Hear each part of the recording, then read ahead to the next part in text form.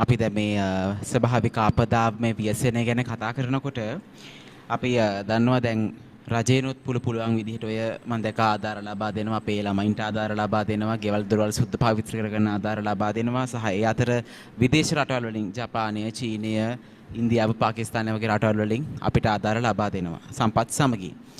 මේ ආධාර ලබා දෙන මේ අතරතුරදී මම දැක්ක මේ ළඟදී මාධ්‍ය තුර සැරිසරනවා එක්තරා නාගරික සභාවක මන්ත්‍රීලා කිහිප දෙනෙක් ඇති කරපු කෝල කට්ටිය. මම හිතනවා ඔබතුමා දකින්න ඇති. මේ වගේ වෙලාවක දේශපාලනය කියන දේ කරන එක සාධාරණයිද? සහ දේශපාලනය කියලා කියන්නේ හැම මිනිස්සෙක්ම ඇඟ තුල තියෙන දෙයක්. ඒක වෙනස් කරන්න බෑ. මොකද අනිවාර්යයෙන් මේ මිනිස්සයා කියලා කියන්නේ දේශපාලන සත්වෙක්. හැබැයි මේ අවස්ථාවක් නෙවෙයි දේශපාලනය කරන්න. යම් යම් මගටි කණ්ඩායම් යම් නිර්මාණය කරගත් කණ්ඩායම් විසින් මේ අවස්ථාවේදීත් මේ ආපදාවට ලක් වෙලා තියෙන අවස්ථාවේදීත් දේශපාලනය කරන්නට සැරිසෙනවා. අර අපි වචනටත් කියන්නේ බොරදී මාළු බානවා කියලා. අනේ වගේ දේවල් කරන්න ලෑස්ති වෙනවා. ඔබතුමා හිතන විදිහට මේ වෙලාවේ දේශපාලනය කරන එක ගැන ඔබතුමා මොකද හිතන්නේ? දේශපාලනය කියන එකේ කට්ටිය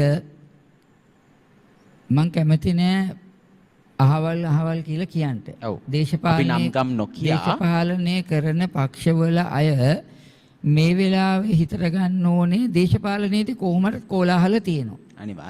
අනිවාර්යයෙන්ම වාචසික කෝලාහලක් තියෙනවා, මානසික කෝලාහලක් තියෙනවා, එක්කෙනාට එක්කෙනා කපාගෙන යන කෝලාහලක් තියෙනවා, අතින් පයින් කෝලාහලක් තියෙනවා, ඊට වඩා දරුණු ආයුධ වලින් කෝලාහලක් තියෙනවා.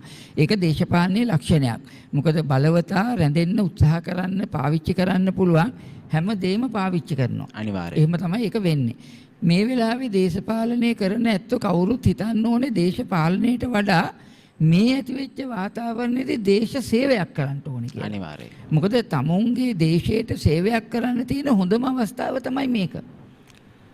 මේ වෙලාවේ දේශ සේවයක් කරනවා විනා ඒක පටු අදහස් වලට ගැප් කරගෙන පටු වාසි ගන්න කරන්න යනවයි කියන එක තුල පටු වාසිය මේ වෙලාවේ කොච්චර හොඳින් තමුන්ගේ තියෙන දක්ෂකම් අනුව ලබා ගත්තත් ඒ පටුවාසිය තුලින් ලබන එක මහ විපතක් වෙලා පස්සේ එන්න පුළුවන්. අනිවාර්යයෙන්. පටුවාසිය තුලින් ලබන එක පස්සේ විපතක් වෙලා එන්න පුළුවන්.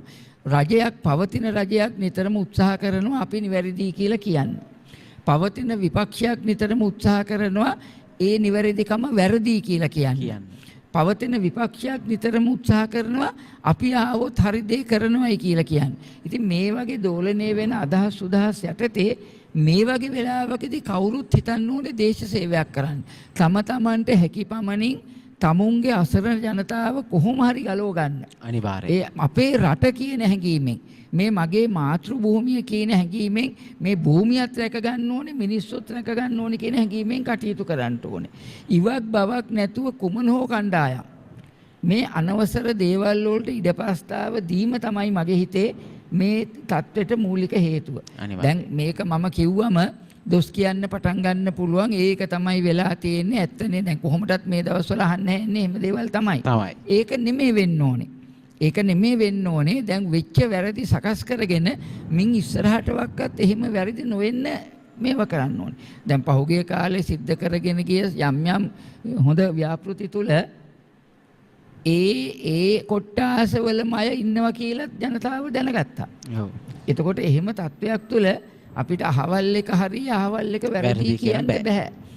ඒ කවුරුත් තමන්ගේ හරි වැරදි වහගෙන තමයි කතා කරන්නේ. හරිය සමහරක් වෙලාවට උලුප්පා දක්වනවා හරි කියලා වැරද්ද හොයන්න බැරි විදියට හංගගන්න බලනවා. ඉතින් ඒ වගේ වුණොත් එහෙම දේශපාලකයට සම්බන්ධය දෙබිඩි ජීවිත ගත කරන්න හොඳ නැහැ. හොඳ නැහැ. ඒ වගේම තමයි මතක් කරන්න ඕනේ මෙතරම් අපදාවකට ලක් වෙලා ඉන්න මොහොතක, ව්‍යසනයකට ලක් වෙලා ඉන්න මොහොතක දේශපාලනය නැමැති ලංකාවේ මිනිස්සුන්ට මජර විදියට හඳුන්වන්න පුළුවන් ඒ ව්‍යාපාරය මේ මොහොතේදී ක්‍රියාත්මක නොකර ඔබට පුළුවන් පසුකාලීනව ඒ දේවල් කරගෙන, නමුත් මේ මොහොතේ ඔබ ඉටු කරන්න ඕනේ ඔබතුමා කිව්වා වගේ දේශ සේවයක්.